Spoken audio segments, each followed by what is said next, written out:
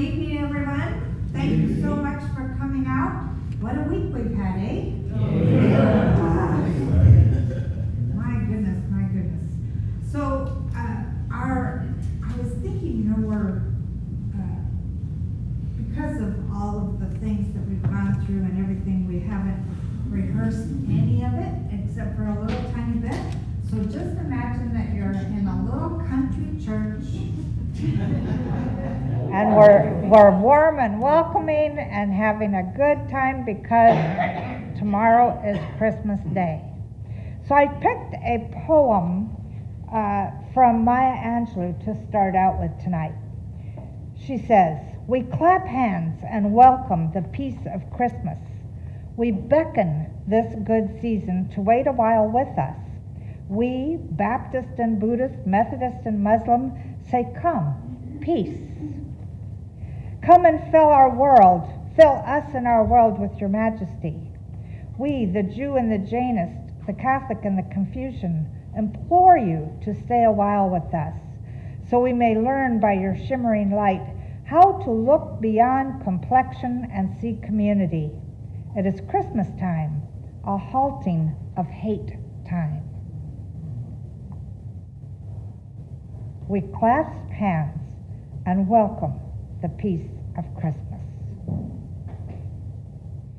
So tonight we're going to look at not only peace in different traditions, but we're going to focus on light. As most of you know, we're not a traditional church, so we're not doing the nativity story and all of that we might have done. We're going to celebrate 6 different traditions, faith traditions, and I know that you're going to enjoy it. And so we're going to start. I would like to welcome Karen Blakely to come up and start us on Bodhi Day, which was actually on December 8th.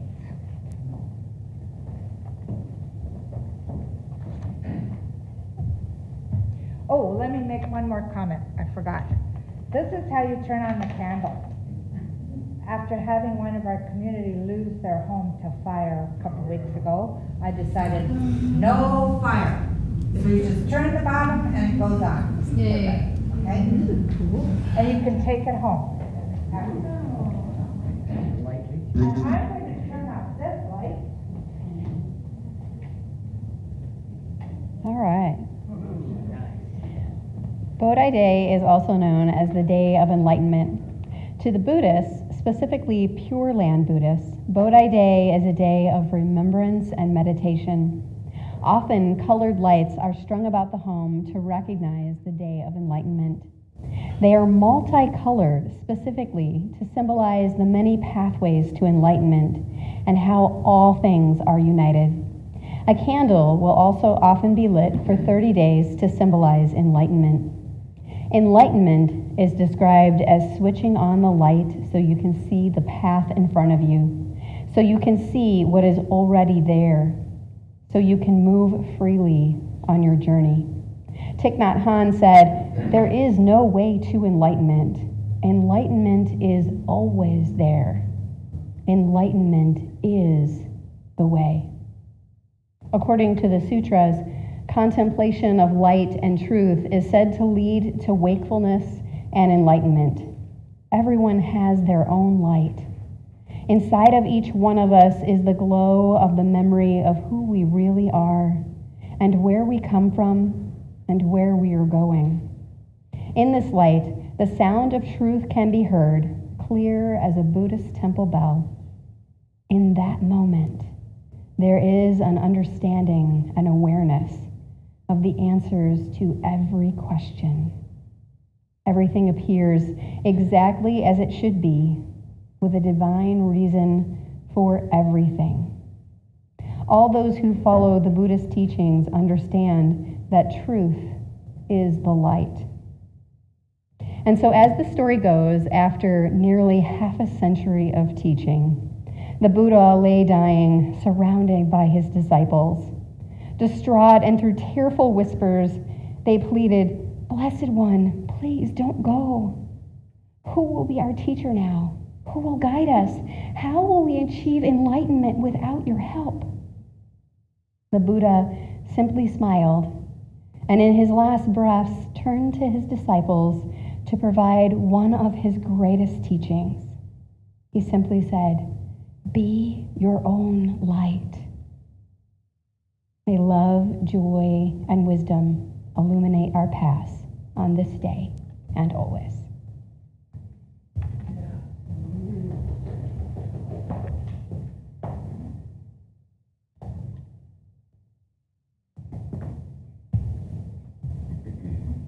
And now we'll enjoy some music and a talk by Scott on Hanukkah.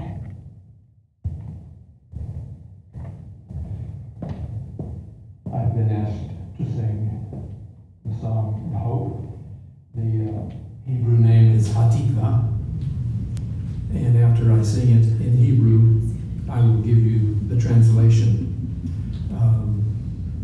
You have to bear in mind that these lyrics were written in 1886.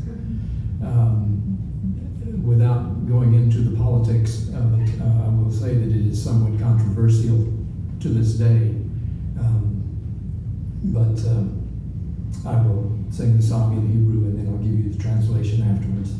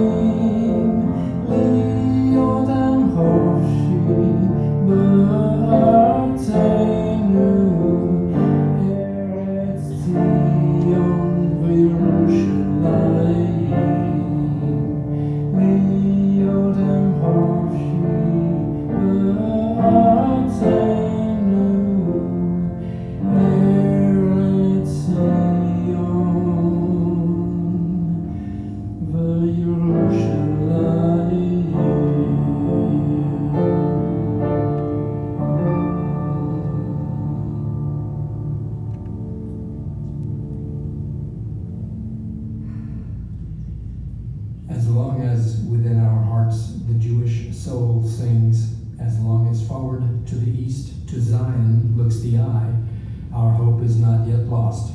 It is 2,000 years old to be a free people in our land, the land of Zion and Jerusalem. Thank you.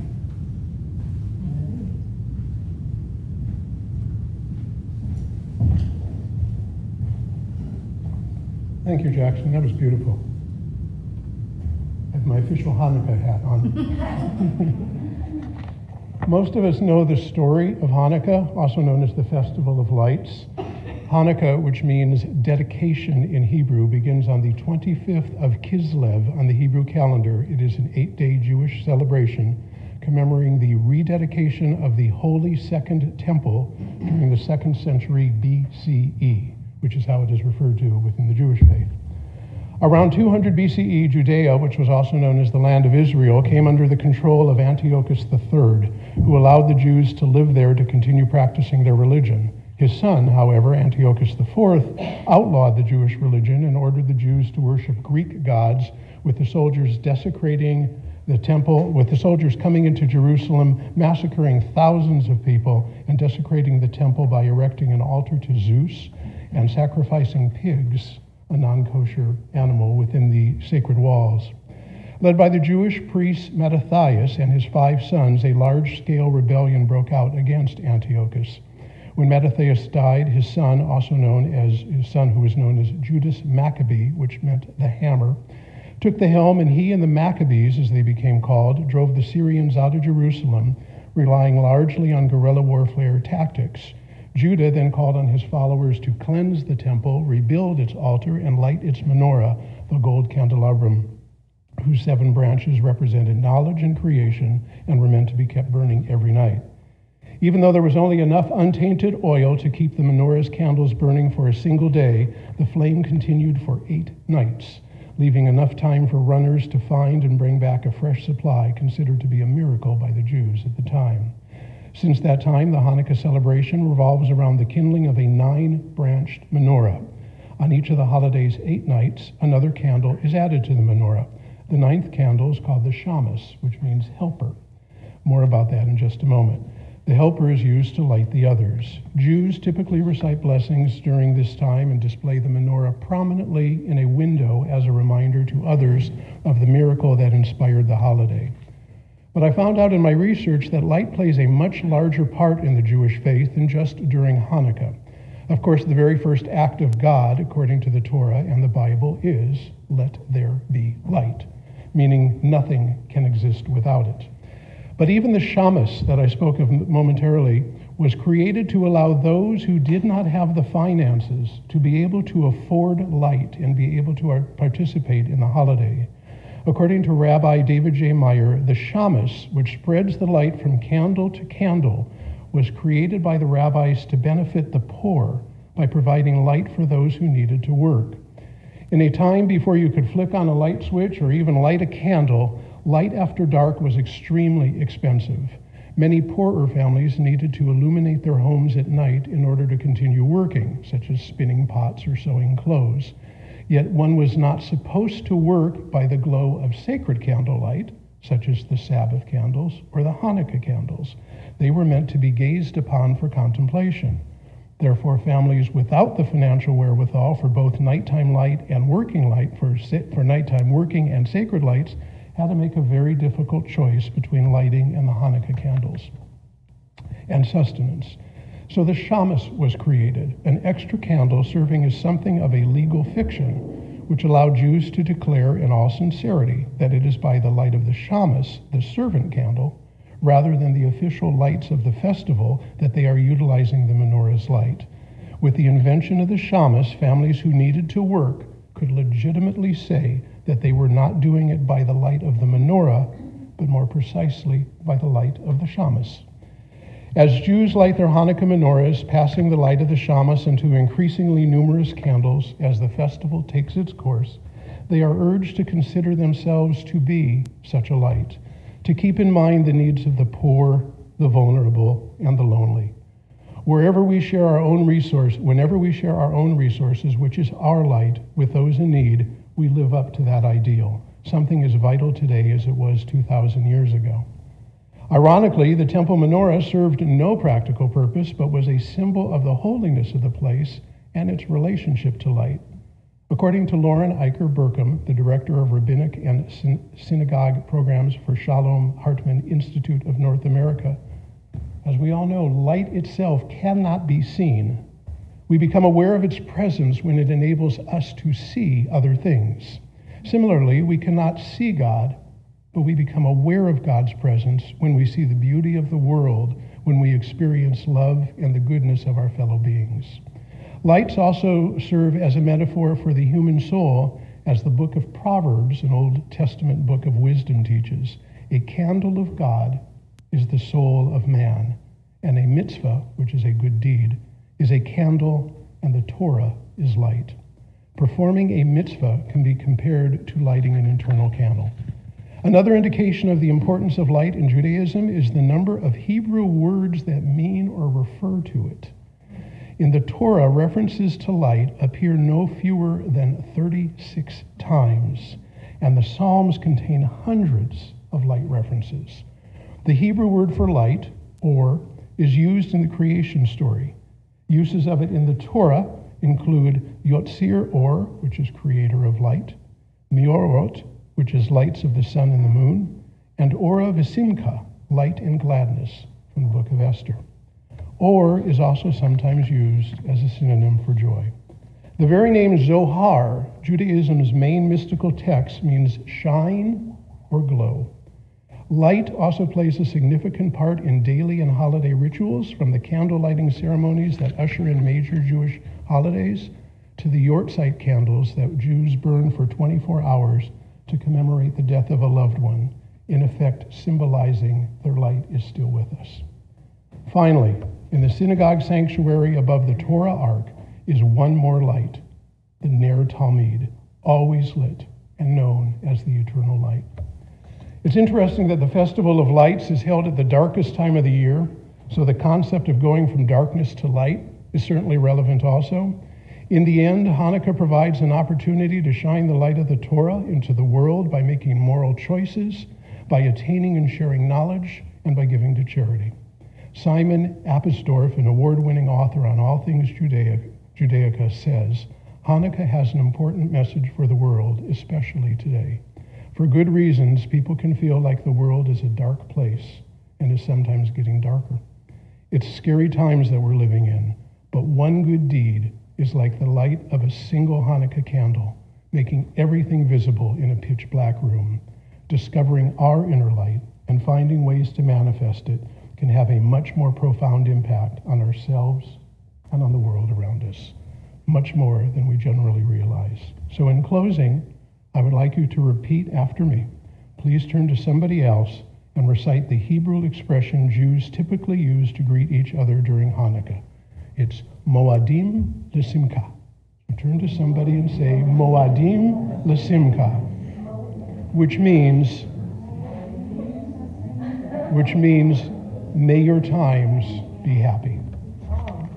And I will now light a candle and introduce then Donna and the group for Silent Night and the words for Solstice.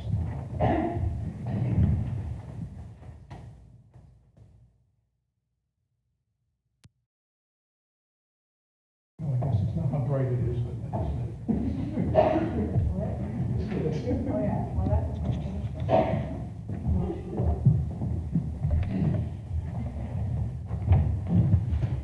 These lyrics are by Celia.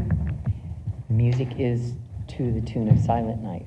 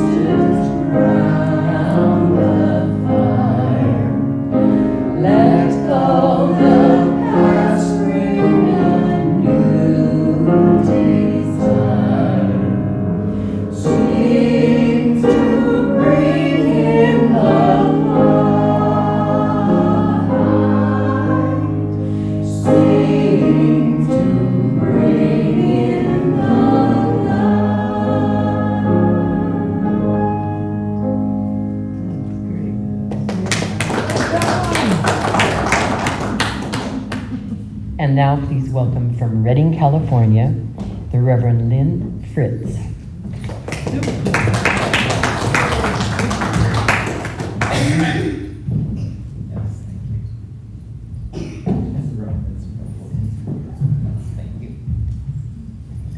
So wonderful to be amongst this community. It's like my other home. Can I ask for our CD to start, please?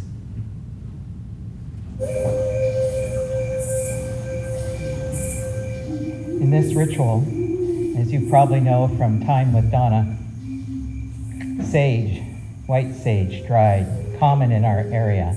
I'm lighting only one leaf.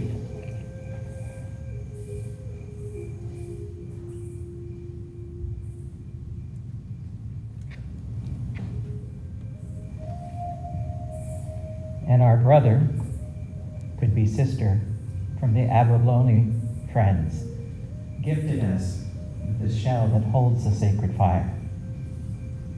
So I'm going to ask us all to stand.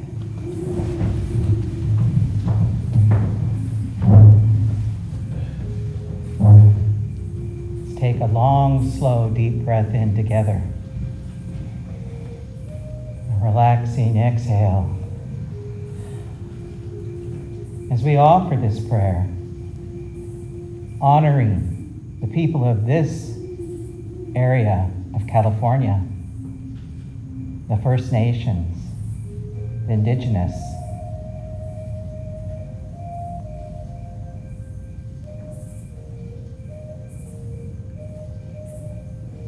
I'm Kuruk, Upa, and Swedish, and so we offer this blessing in prayer. We are diverse people,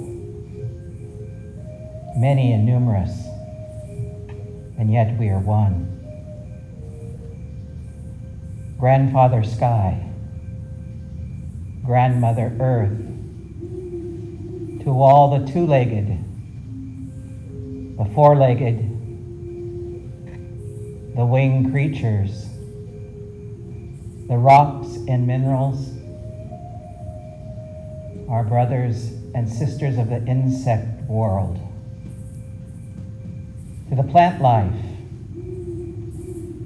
the life that fills our waterways,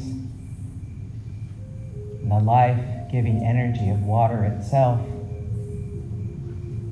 to the one ocean, teeming with life, to all our brother and sister trees, who have a divine exchange program. What we breathe out, they breathe in. What they breathe out, we breathe in. All of life is connected. And as we close the harvest season and the long, dark night, we welcome, through our ceremonies, the light of the sun that produces life, our village fires, our torches. We gather in ceremony in the cycle of life, in the beauty of nature. And though our language, our tongues may be different, the regions where we dwell are diverse.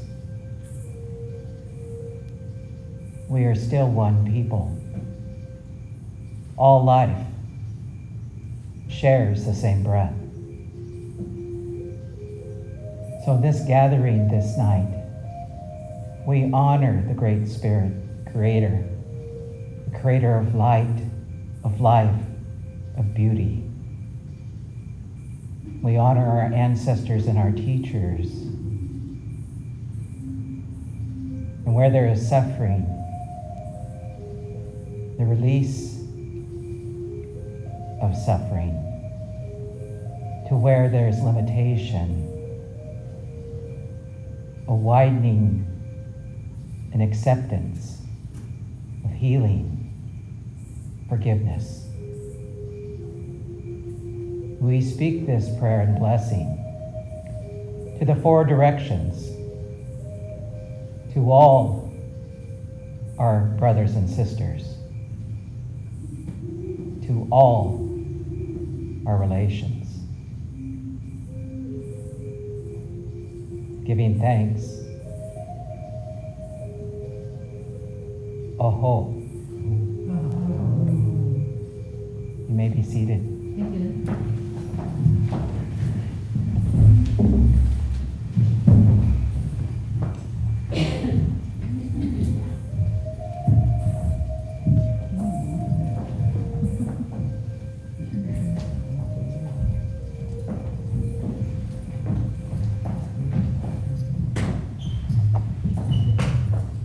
Thank you, Reverend Lynn.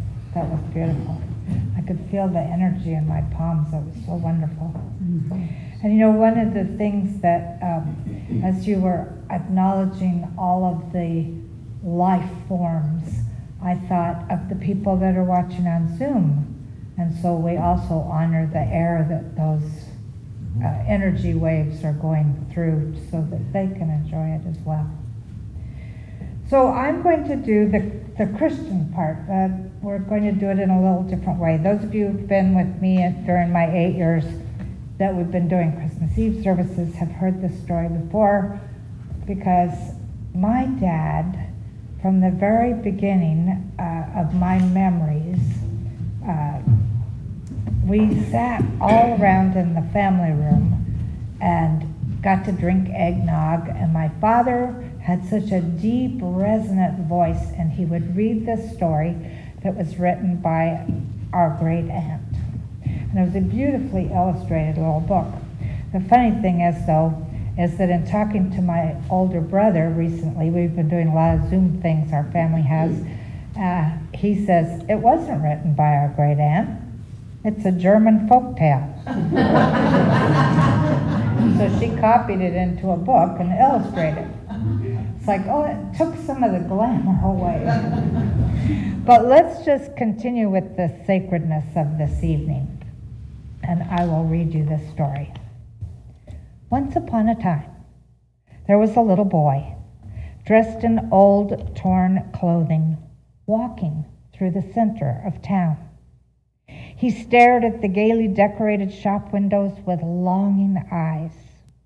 People rushed past him with their warm coats and arms full of packages, getting into warm carriages to take them home. Some carried shopping bags with delicious smells, and the little boy looked longingly at those. None of the shopkeepers paid any attention to him as he stopped outside their doors, letting the warm air heat his little body for an instant as the customers came in or out. The sounds of the carolers faded as the little boy continued walking away from the town's busy center. Snow had begun to fall, but not one carriage stopped to offer him a ride. The little boy began to feel colder. As he walked down the road, he came to a large, beautiful house.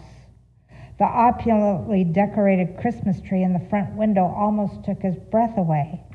It was covered with big red bows, glass balls, and candles everywhere. He could see toy soldiers and teddy bears and pretty ballerinas. It was wonderful. Music was coming from the house, and he could hear laughter and singing. Perhaps these good people will take me in, he thought. It took quite a while for the door to open when he knocked. A tall, white-haired man dressed in black and white looked out at him quite exasperatedly. "Go away, little boy, go away. You should know better than to try to come in here." The huge door slammed shut with a gust of warm air so strong it almost knocked the little boy over in the snow. The same thing happened at every house he tried. Only the trees in the front windows changed. Finally, he came to the very edge of town. The snow was falling much heavier, and it was becoming harder and harder to walk. The little boy started to cry, and then, in the midst of his tears, he saw a tiny light off in the distance. He struggled through the snow toward it and came upon a cottage. The candle in the front window was very small, but it beckoned to him invitingly. As he looked in, he could see a small tree branch in a pot on the table. It was decorated with bits of yarn and string, and underneath were some oranges and nuts. In front of the fireplace was a woman dressed in simple clothing, holding a baby on her lap, talking to a small child seated in front of her. He listened for a moment to the soft voice telling an ancient story of another child. The little boy tapped on the window, trying to get their attention. The small child tugged on the woman's skirt. "Someone's outside, Mother." "No, dear," she said. "It was only the wind blowing the tree branches against the house." She set the baby in the child's lap and went to the stove. The porridge will be cooked in a minute, children, and then we'll have our Christmas dinner. The little boy knocked harder. Oh, Mother, there is somebody outside, the child said. The woman opened the door and saw the little boy. Oh, my poor dear, she cried, come in this instant and sit by our fire. You are so cold and wet. The little boy soon found himself wrapped in a blanket, snuggled to the woman's bosom. He felt so good and warm. The child brought a bowl of porridge for him to eat, and then an orange and gave it to him as a Christmas present. After a while, the baby and the small child became sleepy, so the woman took them into the other room of the cottage to put them to bed. The little boy sitting in front of the fire began to smile, and as he smiled, his face lit up, and he became surrounded by a golden light. The light grew larger and larger until the woman and her small child came back into the room to see what was going on. They gasped as they saw that the tiny branch had become a large, gaily decorated tree filled with presents, and there were smells of turkey and ham and pies coming from the oven. And as the light grew, the cottage expanded and new furnishings came into view. Soon the light was so bright they could no longer see the little boy. Who was that, Mama? The little child asked. That was no beggar boy. No, said the mother, softly, as tears streamed down her face. That was the Christ child. And from that Christmas on, a candle was always placed in the window to light the Christ child's way home.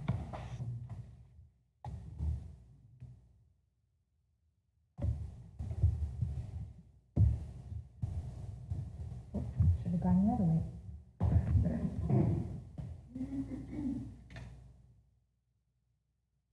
And now we're going to invite Edward to come and share with us Kwanzaa, which starts the day after tomorrow.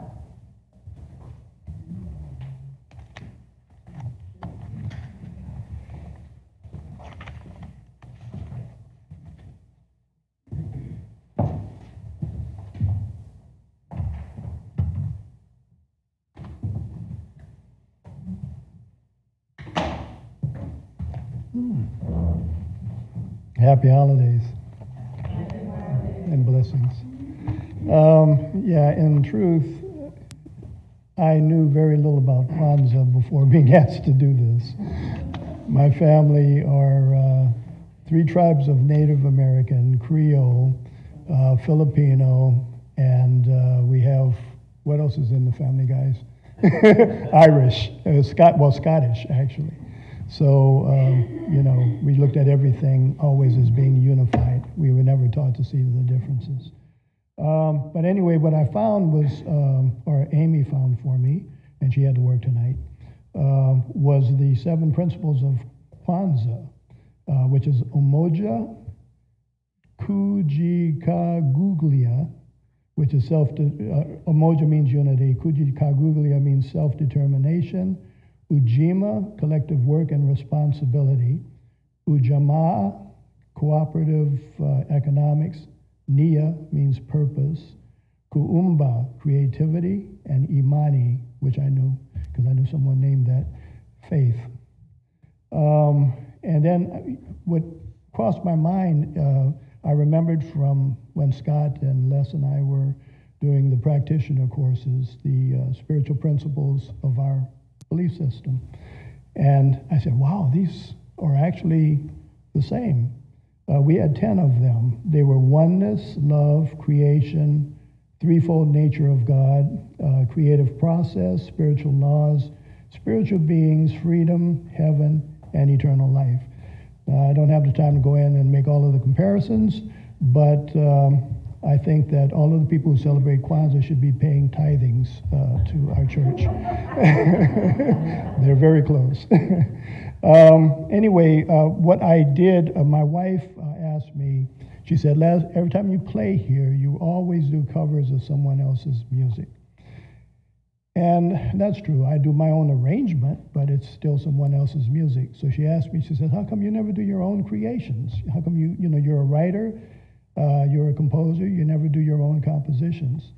And I did a lot of soul searching. I went really deep inside, and I came up with what I thought was really the best answer. I said, eh.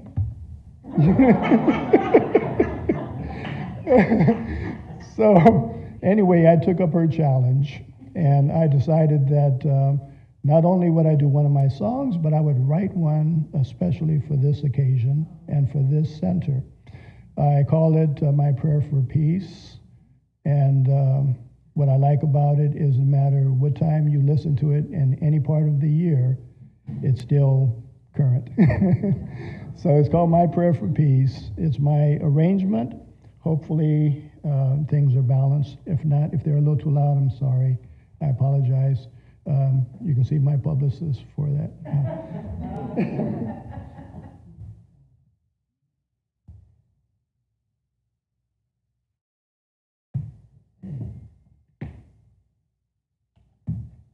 My orchestra in the box. And my cool chick. The other cool dude.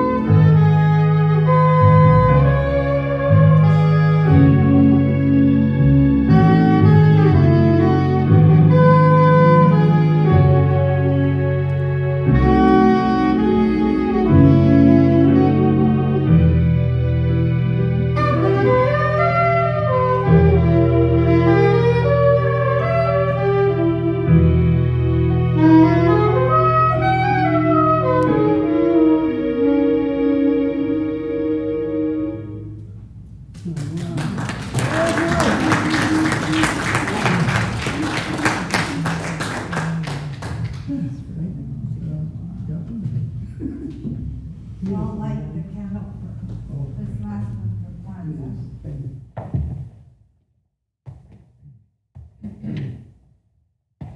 And then because it is Christmas Eve, I want us to do a little meditation.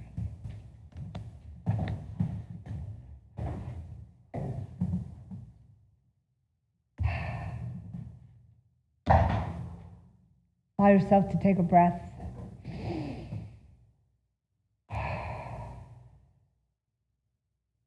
We all know the Christmas story, the story of the traveling to Bethlehem, the baby being born in a barn or a manger, the shepherds on the hill receiving messages from the divine,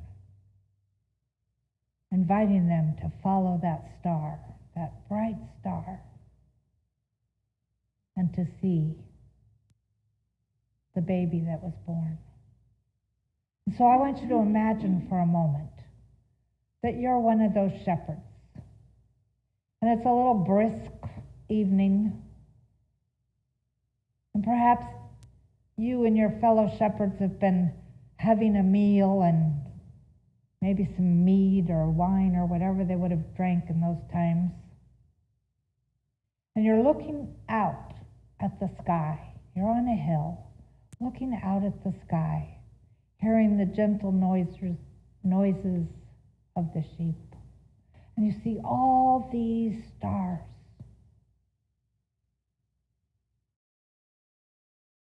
And you see the one star that is so bright, brighter than any of the others.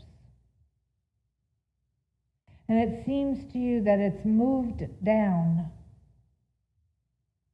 so that its light is shining on one particular building. And so you all decide, let's go see. The angels have told us, glory to God in the highest. Something amazing is happening right now.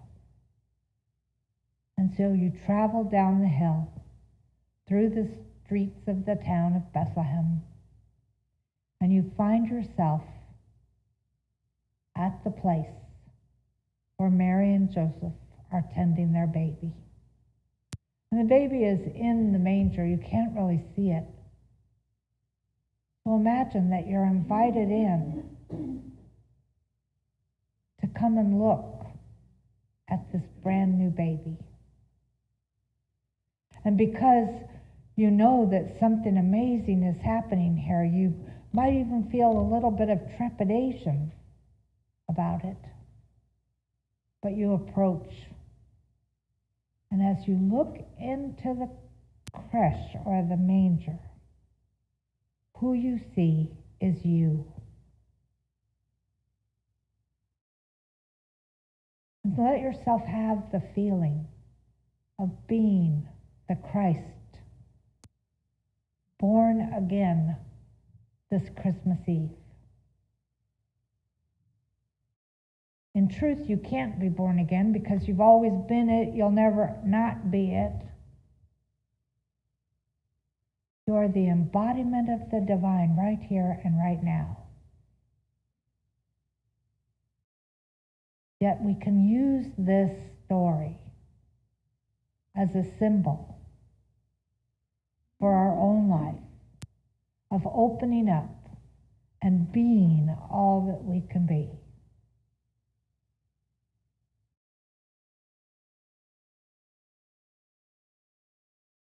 So just contemplate that for a moment.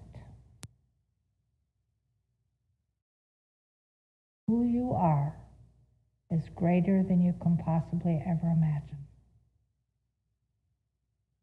And just as that baby possibly had no idea of all that it would go through in its life, or how far its message would go out into the world, neither do we know the effects that we're having or have had on people, and that we will have for the rest of our lives, because we know who we are, and we know who they are as well.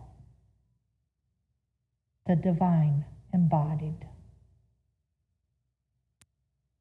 So allow yourself to be grateful, so grateful for recognizing this at whatever level you can, knowing that we're all growing together, regardless of earthquakes or politics or rising prices or any of that stuff. The truth is, there is a power for good in us that is greater than we could possibly ever imagine. And that power is God. So we give thanks for this.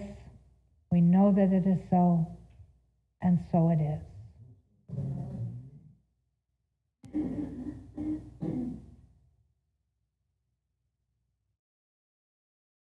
Our last piece this evening is going to be, we started with Maya Angelou, her poem that talked about peace. And you know, light is peace to me as well.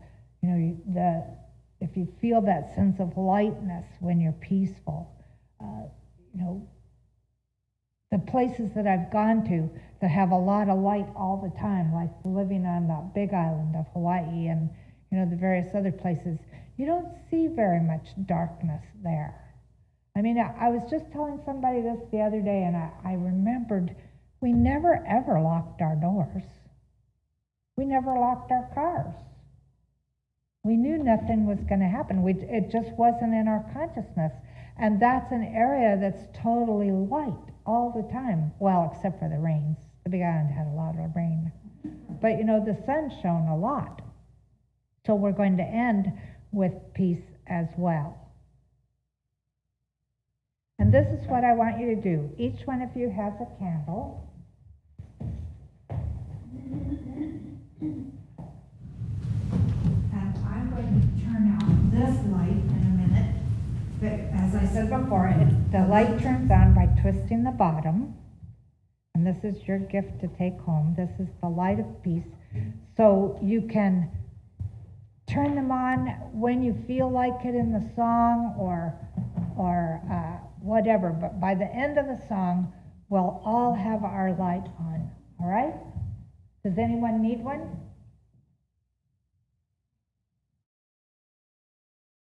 Everybody have a candle?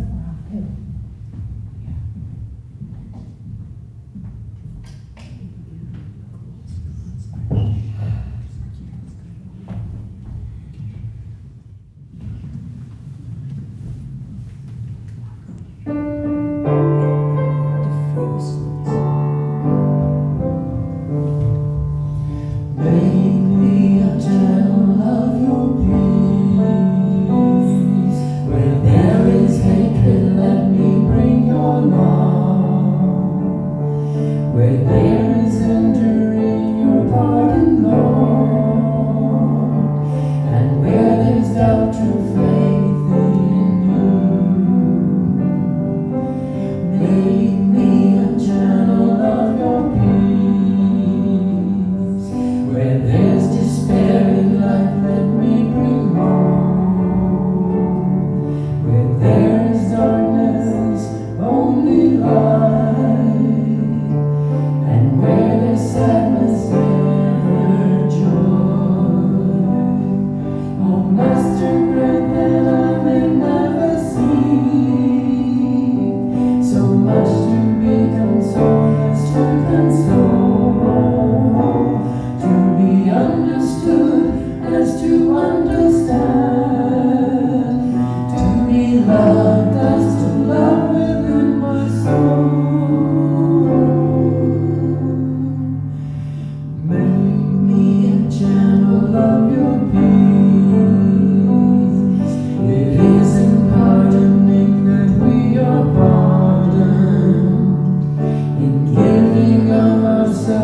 we receive, and in dying that we're born to eternal life. Oh, Master, grant that I may never see so much to be consoled as to console, to be understood as to understand, to be loved as to love within my soul. Make me a channel of your peace. It is in pardoning that we are pardoned, in giving of ourselves that we receive, and in dying that we're born to eternal life. Make me a channel of your peace.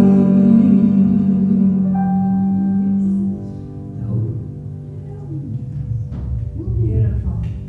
Let the free flag fly. Let's raise our candles, and maybe Marvin will take a picture of the back of us anyway. All holding the candles up. Come on, Marvin. Hold on. Come, Marvin. Go, Marvin. I spread it out. Yay! Over here. Thank you everyone for being here this evening. I know for all of us that as we step into this new year, just realize if you really turn it a lot, it flickers. Yeah. What I know for us is that this Christmas is a magical time, and so it's a mystical time as well. So let us be open to receiving the magic and the mystical energies of this Christmas, tomorrow and whatever. And those of you who might not know, tomorrow at noon, we're doing a little Christmas dinner, or Christmas brunch rather, here in the social hall, for those of you who might not have family or plans. And we're asking you to also bring a white elephant gift for an exchange. And that means you cannot buy anything new. It has to be something that you're recycling. So thank you so much for being a part of this community. Thank you for being here tonight.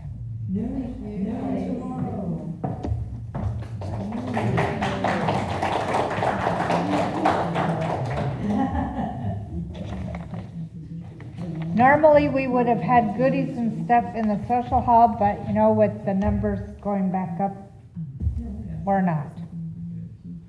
And I'm ready for that to be over. We are too. Yeah. Thank you, Angelica. Thank you, everybody, for